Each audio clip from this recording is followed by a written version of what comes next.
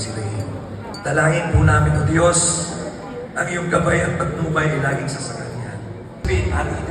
Ang mga batang isip, nakapila din. Hindi ko wala na. Sure kasi mami, sure mo. Go, mami, go, mami. Ala, May request pa siya.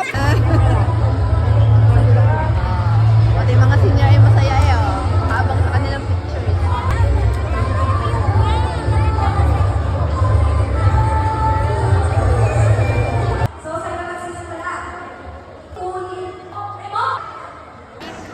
Thank you, Lord, for the food that we're gonna take today, Lord.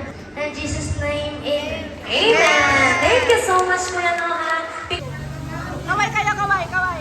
Yan. Salamat po, salamat po.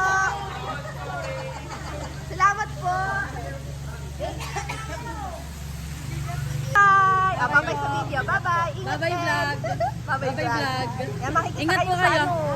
Mapapanood kayo. Kaway kayo. Yan. Bye-bye. Tara na. Aga na rin mga anak mo. Opo. Mga... Kuya Joey. O, babay mo na din eh. Bye-bye. Ayan. Bye-bye, guys. Guys, bye-bye. Bye-bye. Thank you, Ray. Thank you, Ray. Happy birthday. Maging mabuting halimbawa, puspusin mo lang yung sa itong Espiritu. At naroon, O Diyos, ang iyong kasaganaan, hindi lamang sa material na bagay, lalo higit sa mga espiritual na bagay. Pagpalain mo siya, O God, sa pangalan ni Jesus.